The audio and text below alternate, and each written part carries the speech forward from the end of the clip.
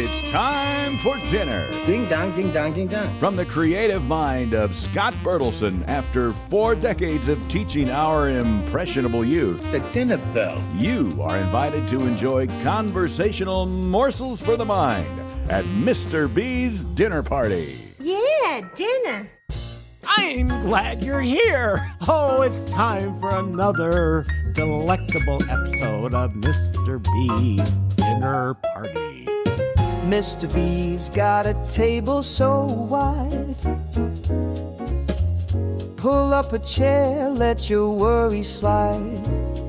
School days, tales, and a movie or two. He's serving up wisdom with a side of stew. Belly up to the table, my friend. The feast of thought will never end. From travels far to a spiritual climb. Morsels of musing served in rhyme. I'm going to hopefully, and that's all I can say is hopefully, satisfy your palate today. As I normally say, and I mean it, belly up to the table and have a seat. The appetizers will be out soon. I'll be taking your drink orders soon, and then we'll have the main entree. And for those of you who can, you can have dessert. So, welcome to Mr. B's Dinner Party. Belly up to the table, indeed. There's a reason Iowa is a national leader in high-quality farm-to-table beef. Nothing matches the superior marbling and taste of fresh family farm-raised Iowa beef. Buy direct from Sunnyside Farms and cut out the big beef cartel. Know your farmer and have the confidence you are feeding your family the high-quality protein they deserve. High-quality protein like our own Iowa beef is now at the top of the USDA food pyramid.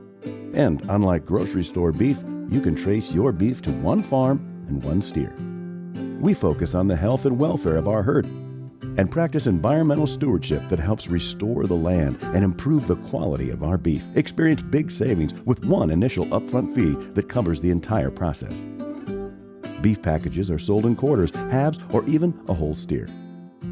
A quarter steer averages around 200 pounds of beef, but you only pay for the final cut weight of your ordered portion. No water or feed weight. We've partnered with quality from the USDA-inspected Conger Meat Market. Every beef package includes steaks, roasts, ground beef, even ribs and soup bones. Beef halves include a brisket, and for an additional nominal fee, you can have patties made, summer sausage, and delicious beef sticks for snacks anytime. No fillers or added chemicals, just straight from our farm to a quality custom processor to your freezer. Right in time for grilling season. Use the Text the Show link in this episode's show notes with your name and contact info to place your order today. Our supply is limited, so act now. You'll be glad you did. And thank you for making Sunnyside Farms Beef a healthy part of your life. Now, back to the show. Let's have a seat round the proverbial table. Would you like to say grace? With a nod to our higher power and Mr. B's spiritual journey. Spiritual friends, I thought in this new year that I would once a month, or they're close to that, whatever works, share a deeper explanation of the steps that I adhere to, that have changed my life, that have helped me become a non-alcoholic food person. And I'm going to put some of this in my own language. Some of it I'm going to read word for word. And I may stop occasionally to make a comment. So, what would we normally start with? Let's look at step 1. And for those of you who forgot, that was we admitted that we were powerless over food, that our lives had become unmanageable. So it begins this way. When we found out that we were overeaters, we began our program by admitting that we were powerless. Some of us had difficulty with this admission because we've had so much experience in trying to control our eating. At one time, or periodically, most of us were able to do so. Our eating may be out of control right now, we persisted in thinking, but someday soon we'll again muster the strength of character needed to check out eating excesses, and this time we'll keep them under control. For all of us, however, the days of controlled eating grew further and farther apart, until at last we were looking for a new solution. We learn that a lack of willpower isn't what makes us compulsive overeaters. In fact, compulsive overeaters often exhibit an exceptional amount of willpower. But compulsive eating is a disease that cannot be controlled by willpower. None of us decided to have this disorder any more than we would have decided to have any more disease. We can now cease blaming ourselves or others for our compulsive eating. That's very important. This is my aside. To remember that we cannot blame anybody else. No, no, no, no. He made me eat that chocolate cake. No, no, no. The disease of compulsive eating is threefold in nature. It's physical, emotional, and spiritual. Compulsive eating does not stem simply from bad eating habits learned in childhood, not just from adjustment problems, not merely from a love of food, though all three of these may be factors. It may be that many of us were born with a physical or emotional predisposition to eat compulsively. Whatever the cause today, we are not like so-called normal people when it comes to eating. Aside number 2, I have pondered myself whether I was born with this disease or I had it manifested in me in my childhood or my early teens. I'm not sure. And most importantly, it doesn't matter. It just doesn't matter. Because I am who I am, and God has made me that way. Like compulsive overeaters, normal eaters will sometimes find pleasure and escape from life's problems in too much food. We know that with the holidays. Compulsive overeaters, however, often have an abnormal reaction when we overindulge. We can't quit. A so-called normal eater gets full and loses interest in the food. We crave more. Some of us even have a strong reaction to particular foods. Others can comfortably eat single portions of these foods that another person can't take at all. We feel compelled to eat another serving after we finish the first, and then another and another. Not all compulsive overeaters can identify particular foods which give us this trouble, but many of us can. Here's another aside. I can definitely, and I've shared with you on this podcast, the foods that I absolutely have to stay away from. I cannot tamper with these. I cannot take a small bite because it will turn into a landslide of overeating. What all of us have in common is that our bodies and minds seem to send us signals about food which are quite different from the normal eater. We have found, though, much experience that no matter how long we abstain from eating compulsively and no matter how adept we become at facing life's problems, we will always have these abnormal tendencies. Those who have returned to the former compulsive eating behaviors, even after years of recovery, have found it harder than ever to stop. Another aside, and that happened to me a number of years ago when I relapsed. I think I was in relapse for at least 2 years. Clearly, if we are going to live free of the bondage of compulsive eating, we must abstain from all foods and eating behaviors which cause us problems. If we don't ever overeat, we won't trigger the reaction that makes us crave more. But this too has proven impossible for us to do by our willpower alone. Before we became clean, every diet or period of control was followed by a period of uncontrollable eating. This is because our malady was not just physical in nature, it was emotional and spiritual as well. We were obsessed with food, and no amount of self-control or weight loss could cure us. Because of this obsession, the day always came when the excess food looked so inviting to us we couldn't resist, and our firm resolutions were forgotten. Sooner or later, we started overeating again, and gradually the eating worsened until at last we were out of control. This mental obsession was something we couldn't be rid of by our own human will. Another power stronger than ourselves had to be found to relieve us of it if we were going to stop eating compulsively and stay stopped.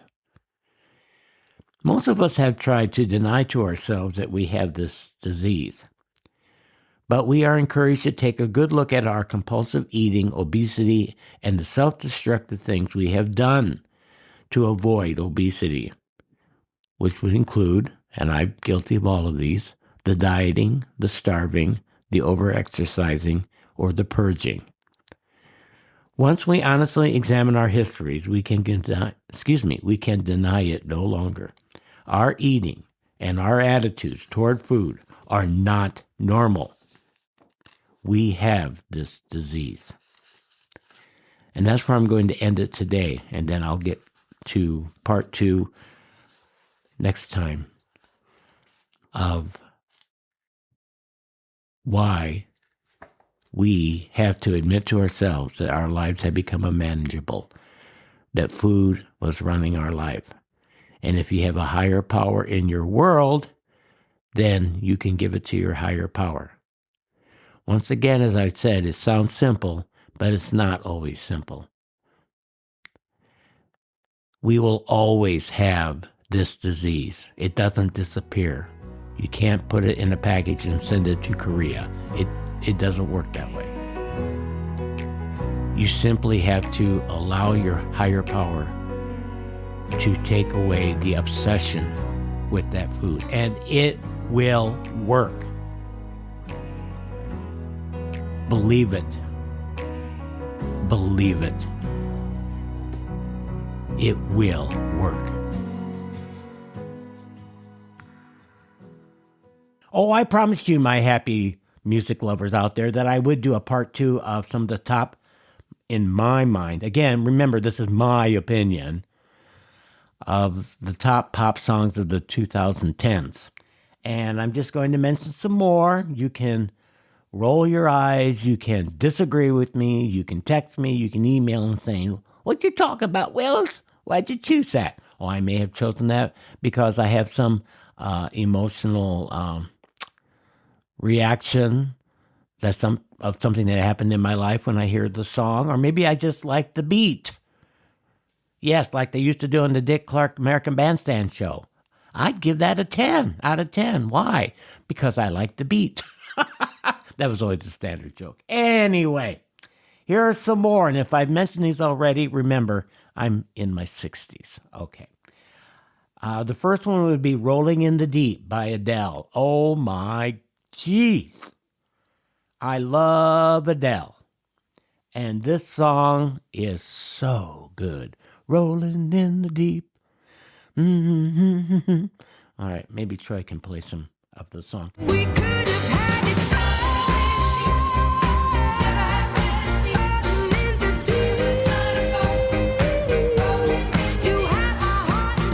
all. But anyway, this came out a number of years ago and was really part of her resurgence as a pop artist. And I'm sure she'll be having a new album coming out soon. She's been doing Caesar's Palace, the Coliseum, performing on weekends. I don't think she does that anymore, but she has the voice of an angel. So keep that in mind. All right, let's find another song. There's so many. And again, do I listen to pop music of 2010s? Not so much as I used to listen to top pop songs of the 80s and the 90s, and even some of the 70s. I did say that. Yes, I did. Oh, here's one by Ed Sheeran. I really, really like him. It's called Lay It All on Me. I love that song. So that's a great choice. My House by Florida. Yes. Yeah. I think I said the name right. No, I know it's not Florida, but that's a good song. I like it. I'm not saying that you have to go and listen to these songs or find them on Spotify, but I just thought I'd let you know what I like. Here's another great song, Nothing on You, that features Bruno Mars. I like Bruno Mars. Lots. Oh, here's one, I Don't Care, with Justin Bieber and Ed Sheeran. Yes. Not Sheridan. I think I said earlier Sheridan. And it's Sharon. Yes. That is so true. Oh, Wrecking Ball by Miley Cyrus. Remember that song? Oh, Miley Cyrus is still out there, still performing, still provocative. Much different from her Disney show. Oh, what was that called? Hannah Montana? Oh, never watched it. Maybe it was good. Who knows? But I do like Wrecking Ball. I really do. Let's see. I would probably also choose Still Into You by Paramore. I really like that song. Yes, I do. Call Me Maybe by Carly Rae Jepsen. Call Me Maybe. I like that one. What's My Name by Rihanna. You don't hear much from her anymore. She has about 15 children, I think, at this point. She probably doesn't have time to sing. Anyway, but she's got a beautiful voice. Oh, yes, she does. She does. Oh, Shut Up and Dance by Walk the Moon. I really like that song. Oh, Shallow by Lady Gaga and Bradley Cooper from Bradley Cooper's first directorial film, The Star is Born, which was a really, really good film. He stars in it. It was a screen debut of Lady Gaga. She was amazing. And Shallow is a beautiful song. I've seen them perform that on television. Really, really good. So that would be all I'm going to say at this point. I just wanted to let you know that I didn't forget that I was going to do a sequel. And now I can officially say I've done the sequel. So if you like these pop songs, find them on Spotify or whatever platform you use and enjoy while you're working, studying, sleeping, walking on a grassy knoll, whatever it is. Okay, but we will also look at some songs of maybe 2020s. I might surprise you. I might even know some of these people. Okay, so there you go. Enjoy those pop hits. For the next course, come one, come all. Nothing spoiled here. From comfort classics to what's hot now. Film reviews from Mr. B's Rewatchables. Since we've been doing sequels today, here's my sequel to the top, in my mind, enjoyable films of 2025. And once again, if I've mentioned the film already, I apologize. But that should just give you more reason to want to stream it or go to the theater to see it. All of those. I think so. Oh, I really do. Okay. The next one I'm going to mention, okay, would be Mission Impossible: The Final Reckoning. Tom Cruise has been doing Mission Impossible films for 50 years, it seems like. Anyway, he looks darn good. Anyway, he's in his 60s now, and I think this is his final Mission Impossible film. This was an amazing film in terms of acrobatics and special effects, and the story was really good. I if the franchise is finished now with Mission Impossible, The Final Reckoning, then it was finished well. Finished really, really well. Another one that I really liked was Predator Badlands. Now, there's been a lot of Predator films. You might remember the original that had Arnold Schwarzenegger in it, and they were in the jungle, and they come upon this creature that can cloak itself so you don't see it, and then attack and kills all its happy friends. And then, of course, Arnold is in battle with the creature. And then we had a number of sequels made, and some were good and some weren't worth even thinking about. And then this one came out, and it was visually beautiful, beautiful, beautiful. It takes place on some planet in our galaxy, and this young predator is on a mission to prove his worthiness as a warrior, and goes looking for this creature, and we find out what he's really like, and it's just really well done. And it's not just a slice and dice, and the story was compelling. It did quite well at the box office. I guess I would highly recommend you see that. Of course, the other one I would mention, which I don't think I did, was One Battle After Another. This is going to be a big winner at the awards show. I watched it on HBO Max. It's a great, great story. It has Leonardo DiCaprio in it. It has Sean Penn. A number of other big stars. It's directed by one of my favorite directors, Paul Anderson, who did many other films, including one of my favorites, Boogie Nights. So I really recommend that you see that if you like action. That would be a good choice. The other one I'm going to mention, I just saw this week, and that's called The Housemaid. And I really, really, really liked it. Now, I've gone online and heard quite a few reviewers give their opinion. Most of them like it. Some did not, which I guess you're going to have with everything. But it's based on a best-selling book. It's just pure trash. What do you mean by that, Scott? Well, what I mean is that the story is really fun, and I've seen snippets of this story done in many different ways in many different other films. But you've got this character who comes into this very affluent home and is hired as a housemaid, and then portrayed by Julia Sweeney. Not highly familiar with her. She's made some movies, and I think she's in the TV series Euphoria on HBO, or was anyway, which I've not seen. Anyway, things just don't go quite the way they're supposed to.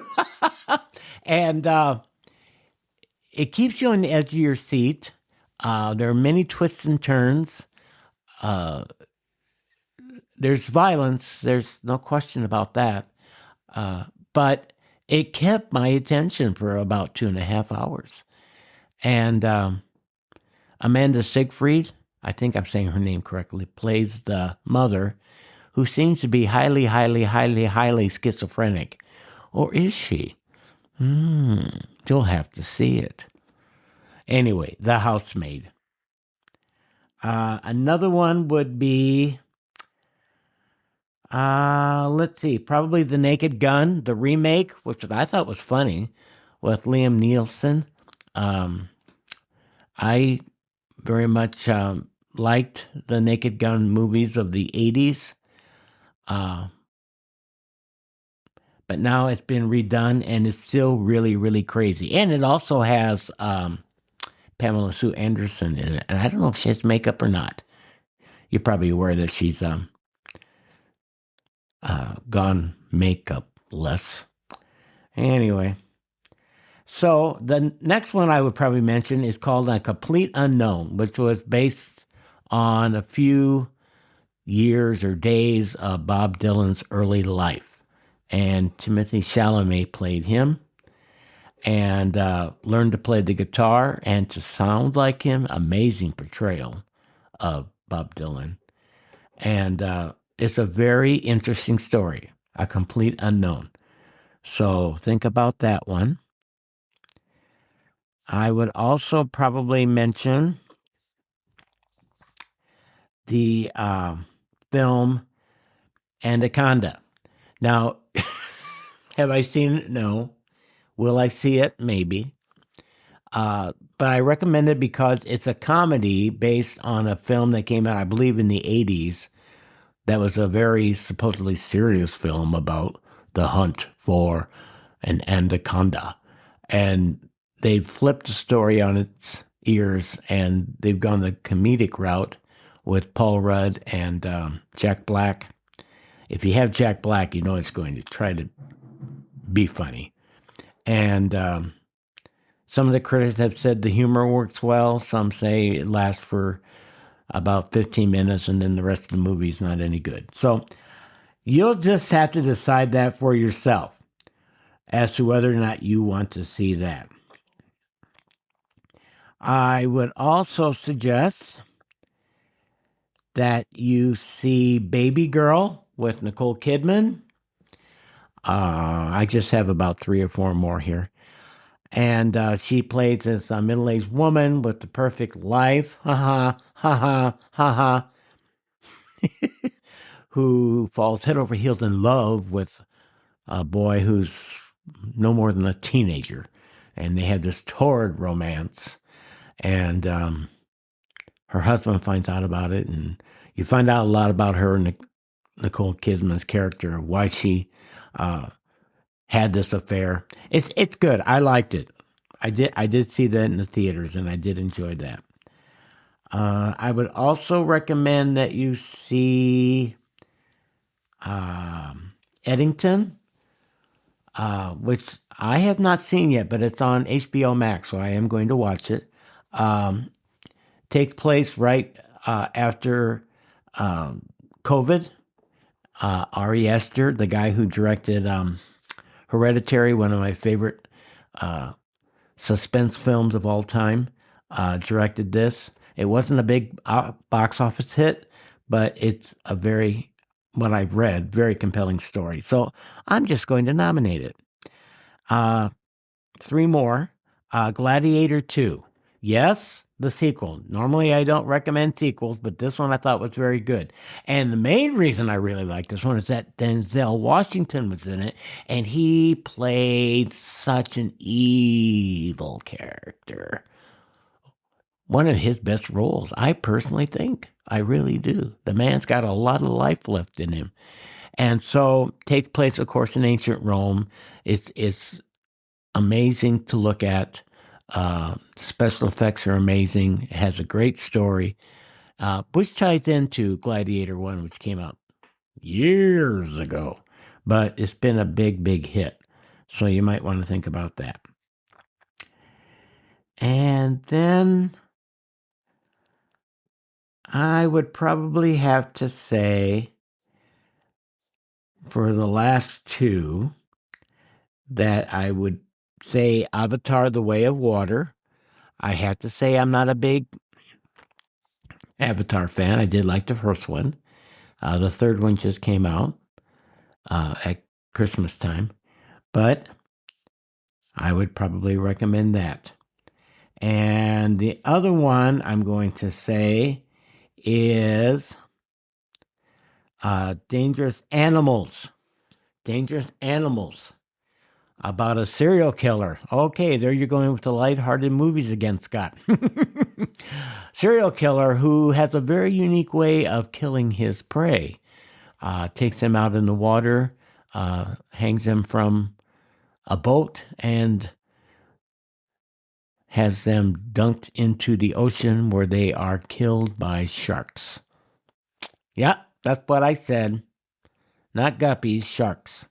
So, not a big hit at the box office. Probably underrated. I think you should see it.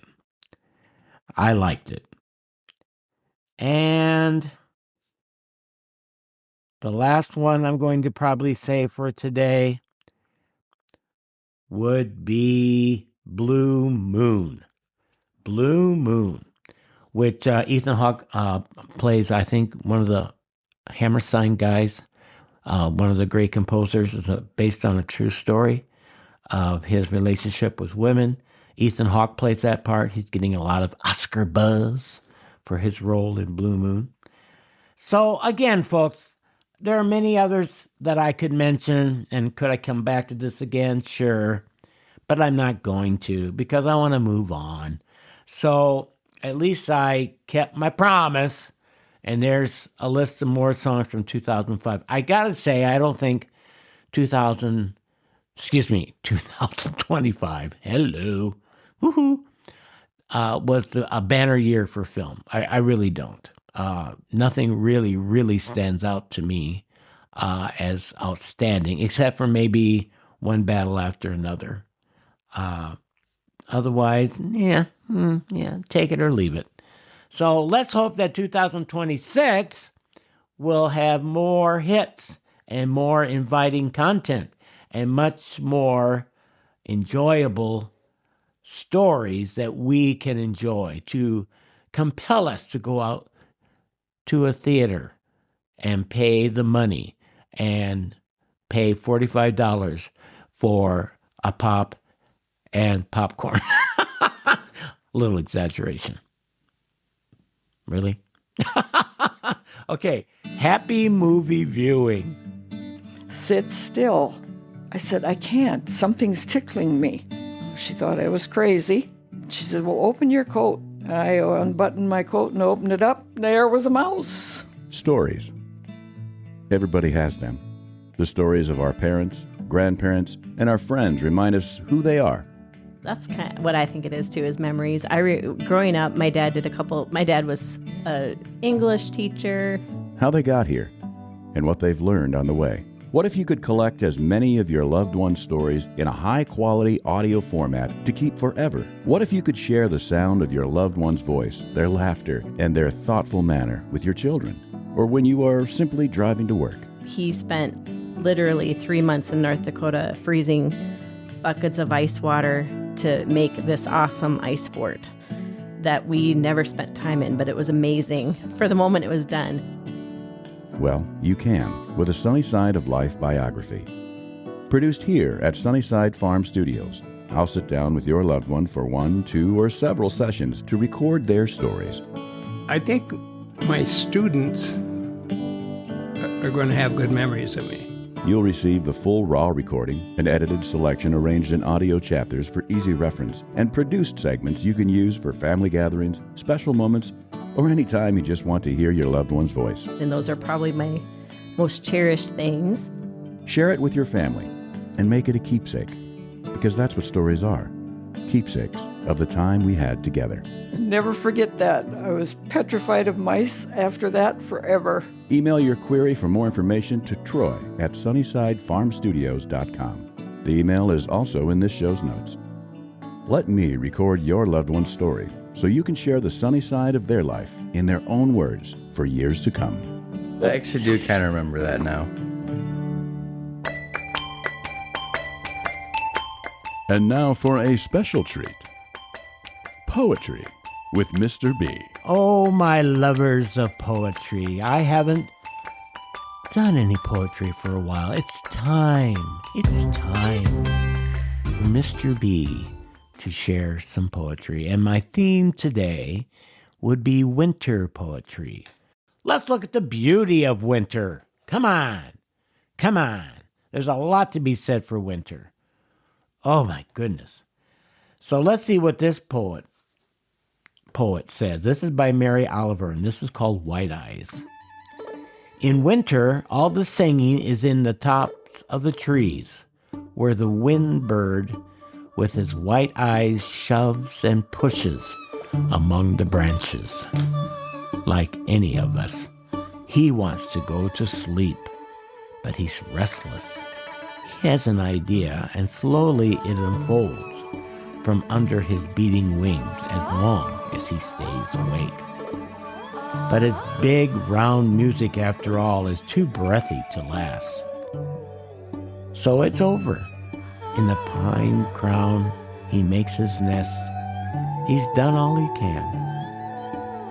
I don't know the name of this bird. I can only imagine his glittering beak tucked in a white wing, while the clouds, which he has summoned from the north, which he has taught to be mild and silent, thicken and begin to fall into the world below like stars, or the feathers of some unimaginable bird that loves us, that is asleep now and silent, that has turned itself into snow.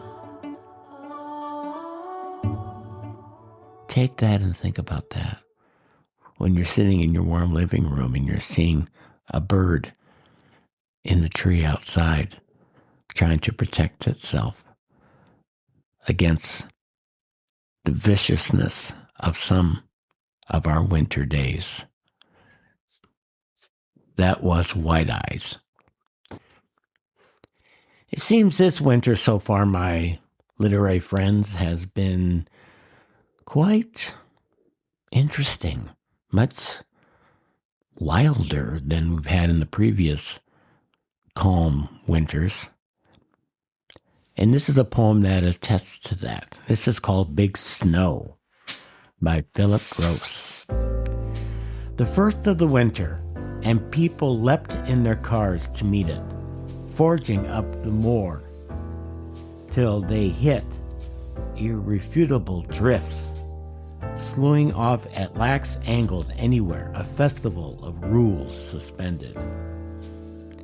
As families came tumbling out into the bare hug of whiteness in the bright snow clobber, pure, plume, vermilion swaddling mittens, hoods, and puffy boots, and everyone as pudgy-limbed as toddlers.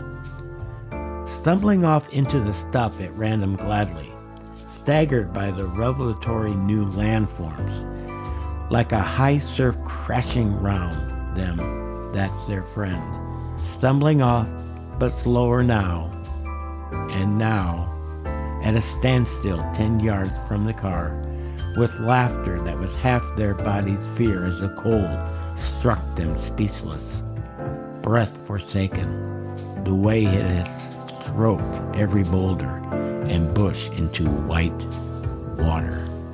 Stasis, such as you'd glimpse in the moment you drowned.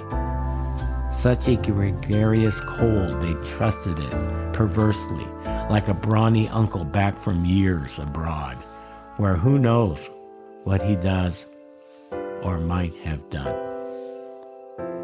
The thing that I find striking, I don't go into great analysis of these poems, I just share them with you for you to glean from it whatever you like, is talking about how everybody's so bundled up to go outside to enjoy the beauty, and then you get out there and it's like, I'm not really enjoying this.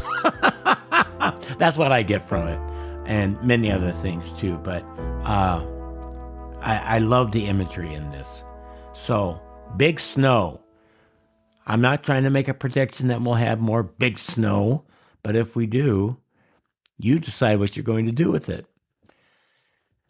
Since we just had a poem about a storm, here's one called Snow. Listen to the snow on earth, falling upon us from the unknown space. Sky darkens. A line of poetry is half complete.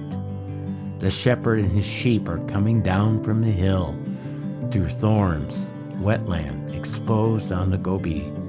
Snow is decorating the cosmos as we seek our path to get back home, and the mountains are joyful. On the open riverbanks, rocks and sheep move slowly. Only God can tell their difference, perhaps.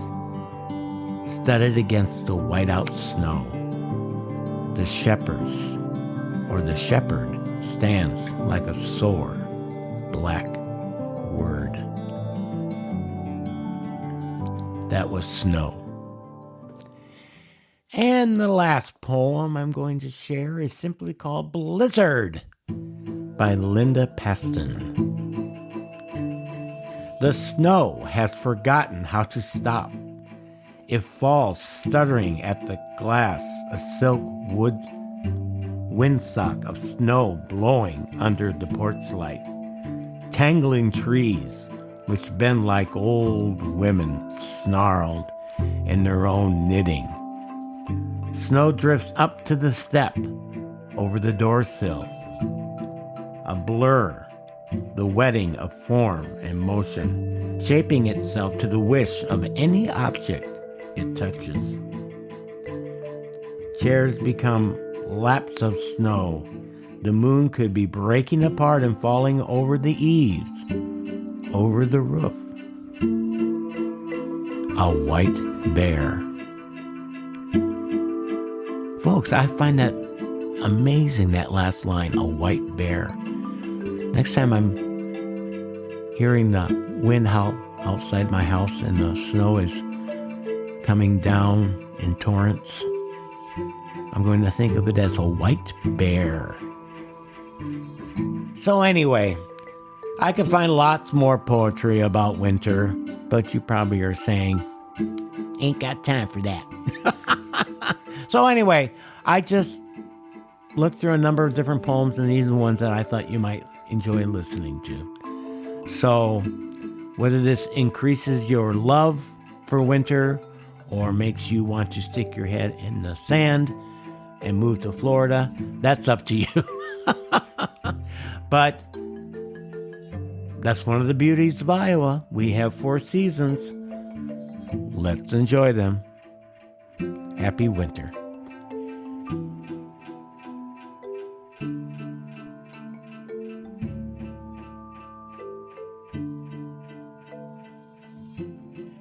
Well, I must have a theme going on here. I've got some interesting facts that you may know, you may not know, about winter, particularly snow, that I'm just going to share a few with you, and you can become agog, simply agog. That's from Music Man. At how crazy this is, but it's true. Number 1, snow is not white. Did you know that? Snow can appear in a wide variety of spectacular hues. Dust, pollution can color it black, orange, or blue. Watermelon snow is caused by algae,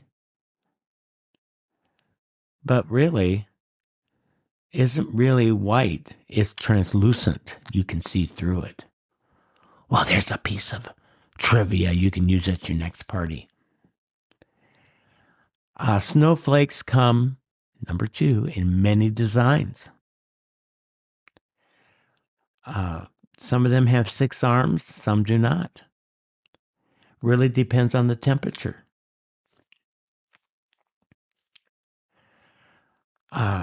Snowflakes can get big. Did you know that? For decades, there have been stories of giant snowflakes falling all over the globe, measuring anywhere from 2 to 6, and even on one occasion, 15 inches across. Well, while many have doubted this report and pointed out the lack of evidence, scientists now claim there's nothing to stop flakes growing that big. So, this winter, look outside for a 15-inch across snowflake, and if you do see it, take a picture and send it to me. Did you also know, for the next point, that snow affects sound? Freshly fallen snow absorbs sound waves, giving everything a seemingly hushed, quieter ambience. Yeah, keep that in mind. But if the snow then melts and refreezes, the ice can reflect sound waves, making sound travel further and clearer. Wow. Do you think there's snow on other planets? We've got 2 more we're going to look at. Is there snow on Mars? According to NASA scientific simulations, during the summer in the north of Mars, there may well be sudden, violent snowstorms. We know there are clouds and subsurface ice on Mars, so snow is certainly plausible. Scientists also detected a cloud of carbon dioxide snowflakes over the southern pole of the planet, so we may have snow on Mars.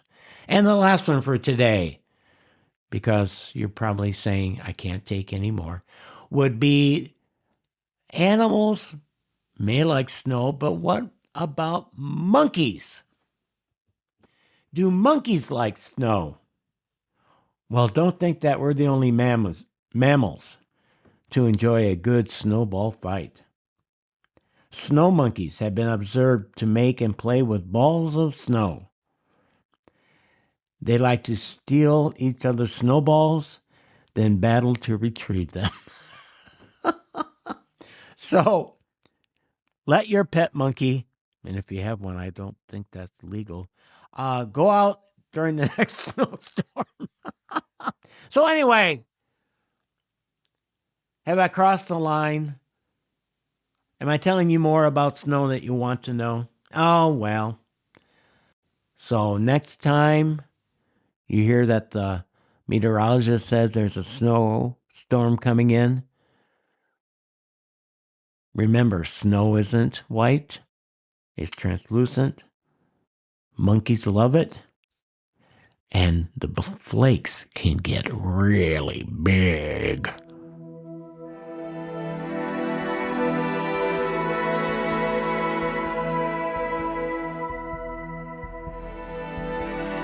We unfortunately lost many talented performers in 2025. I've already made some comments about the talented, wonderful actor Robert Redford in some of his greatest films, in my opinion. Next, we have Diane Keaton, who died October 11, 2025. Her career spanned more than 5 decades. She was in many Woody Allen films, if you might remember him as a director and a comedian. Actually, she starred in 8 of his movies. She's won an Academy Award, 2 Golden Globes, nominations for 2 Emmys, and also a Tony Award for her stage play.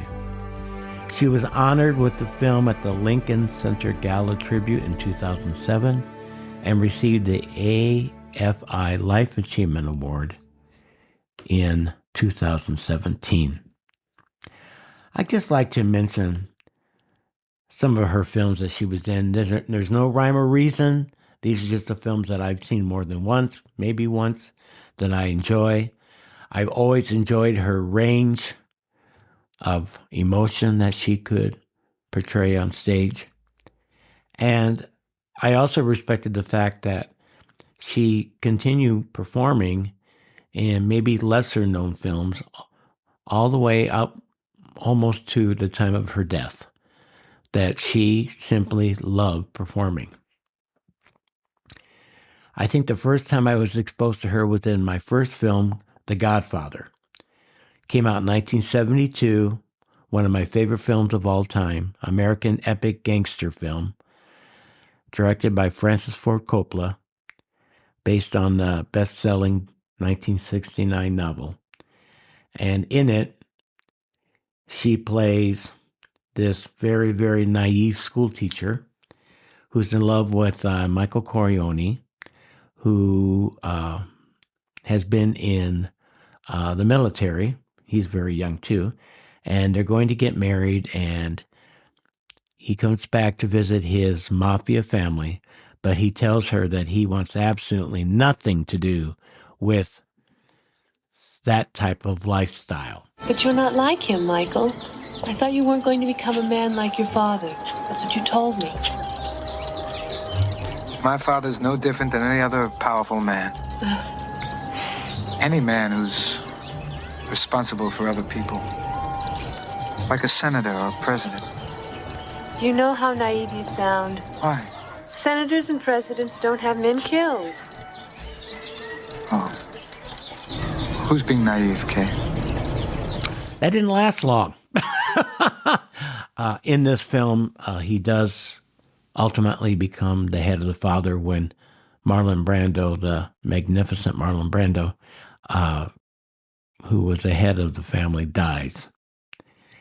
And I get right along with The Godfather. I would mention Godfather 2 because they have two children. She does, in Godfather 2, which is equally a masterpiece, leave Michael, and he won't allow her to take the children. At one time, he thinks, Michael, that she had a miscarriage, and it's a very powerful, moving scene, and she tells him that she had an abortion because she wouldn't bring any more children into a family that killed other people. And she had her head stuck in the sand for quite some time during the duration of their marriage, but she does finally learn that he is a mobster. Wonderful film. Highly suggested. The next one, of course, is Annie Hall. La-di-da, la-di-da. 1977, I think it won the Best Picture that year for the Academy Awards.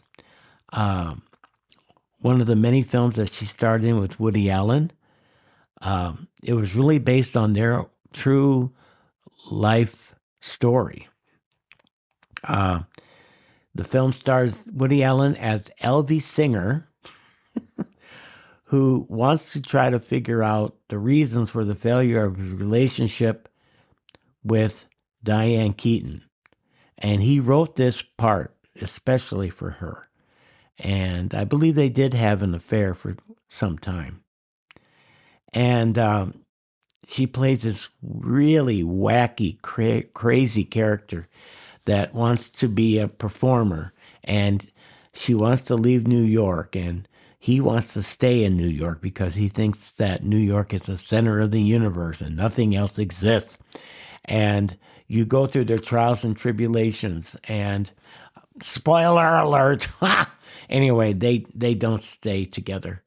But you really see how beautiful their relationship is until it gets to a point where it isn't. And it's funny, it's serious, and she started a whole fashion craze with her outfits that she wore in this film. So if you're looking for something on streaming, even on Turner Classic Movies, I would really recommend Annie Hall. Oh, well, la-di-da, la-di-da, la-la, yeah. Lighten it up a little bit. Father of the Bride, 1991. And there was a Father of the Bride Part 2. But I've only seen the first one. It's a romantic comedy with Steve Martin, Diane Keaton, and Martin Short. And it's a remake of a 1950s film that had Elizabeth Taylor in it. And Steve Martin plays George Banks, a businessman who becomes very flustered while he and his family prepare for his daughter's marriage. And his relationship with his wife, as you can probably guess, played by Diane Keaton, is very, very funny. And they have arguments about the cost of the wedding and this for the wedding and that for the wedding. And then in part 2, the daughter, after she's been married, becomes pregnant, and Diane Keaton's character becomes pregnant. And so they're pregnant together. And that's very, very funny. So, Father of the Bride, I suggest you see that. And let's see. Oh, one of our prolific Hollywood writers is Nancy Myers. And in 2003, she produced, directed, and wrote Something's Gotta Give, which is a romantic comedy. And it had the incomparable Jack Nicholson and Diane Keaton as professionals. I can't remember what he did, but she was a writer, who find love for each other later in life. Yes, becoming complete opposites, even though they're complete opposites. And it also starred Keanu Reeves and Frances McDormand. And it received positive reviews. In the film, Jack Nicholson, an older man, is dating Diane Keaton's younger daughter, a May-December romance. And during the course of this, just to give you a little bit of the story, Diane Keaton's character falls in love with Jack Nicholson, which kind of gets in the way of his relationship with her daughter. So anyway, he also falls for her, but the major thrust of it is that there's another guy who's in love with Diane Keaton, and that's Keanu Reeves, who's quite younger, and a professional, a doctor. And so does she go with the younger man, Keanu Reeves, or does she stay with Jack Nicholson? Can she trust him, since he seems to be very much always looking to date really young women? And you get to see in the film the struggle that she goes through. And I am not going to give a spoiler alert on this one. You can find out for yourself if they get together. But I did say it was a romantic comedy, so you can probably guess. Okay, so there you go. I have two more, and there's way more that I could talk about. Would be Marvin's Room, a 1996 American drama film that was based on a play. And it stars Meryl Streep along with Leonardo DiCaprio. He's very young in this. Diane Keaton, Robert De Niro, Gwen Verdon.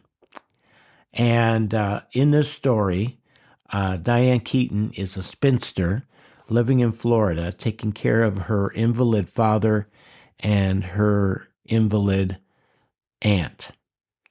And she requests that her sister, played by Meryl Streep, come to Florida and think about moving there and staying there so she can have help taking care of their father and their elderly aunt. And then, unfortunately, the character that Diane Keaton portrays develops cancer. And it shows a beautiful love that has always existed between these two sisters, but has been dormant for so long. And it's rekindled in this story. And it's a wonderful, wonderful film about the power of family. So I would recommend that one. The last one I'm going to recommend goes back to 1977. Yes, I was a senior in high school when I saw this film. You don't see it much on streaming. I think it has been on Turner Classic Movies.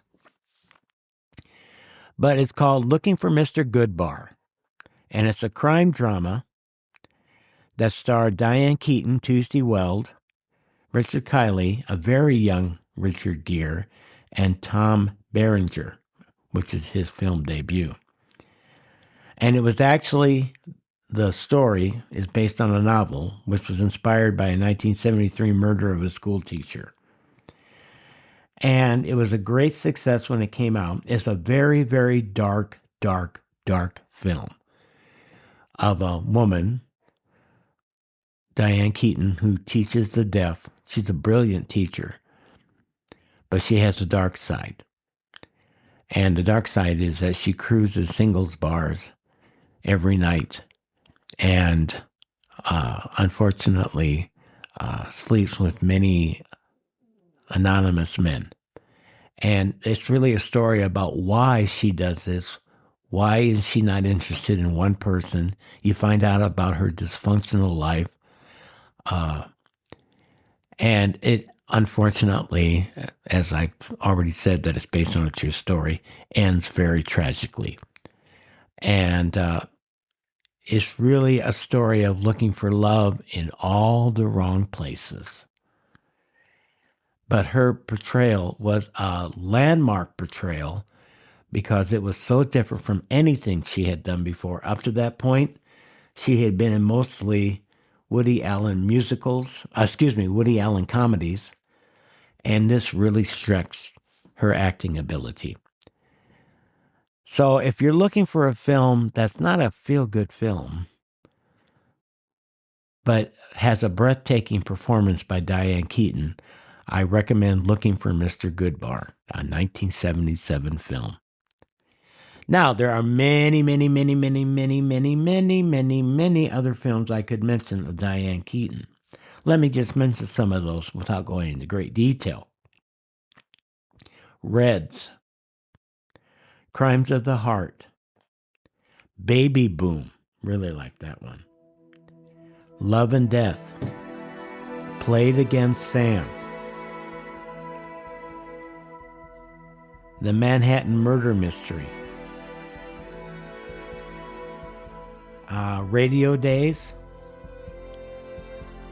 Shoot the Moon, and this is not all of it, but a more extensive list, Manhattan, which is also a Woody Allen film. So, think about some night curling up on the couch and watching a great Diane Keaton film. You will not be disappointed. The la-di-da girl won a place in my heart for years, and I miss her already. May you rest in peace, Diane Keaton. Well, as they say, there you have it. We've gone in lots of different directions today at Mr. B's dinner party. As you are waddling to the door, thanks for coming. I'll get your hat and coat, and I hope you'll come back. So may your journey throughout the time we're apart be fruitful, enjoyable, and always take time to smell the roses. We will see each other soon. Bye-bye. Television dramas and comedic reviews, pet peeves buzzing like honeydew blues, poetry sprinkled like salt on a dish, every word served with a twist and a swish. Belly up to the table, my friend. The feast of thought will never end, from travels far to a spiritual climb. Morsels of musing served in rhyme. Mr. B's Dinner Party is hosted by Scott Bertelson, edited and produced by Troy Thompson, recorded and distributed at Sunnyside Farms Studios, and platformed by Buzzsprout. Conversations flowing like fine red wine, world journeys mapped with tales divine. He's hosting a dinner for your hungry mind, a banquet of life where you can unwind. Belly up to the table, my friend. The feast of thought will never end, from travels far to a spiritual climb. Morsels of musings served in rhyme. Subscribe so you never miss an episode, and share with your friends. Listen and enjoy every other Wednesday. Conversational morsels for the mind on Mr. B's Dinner Party.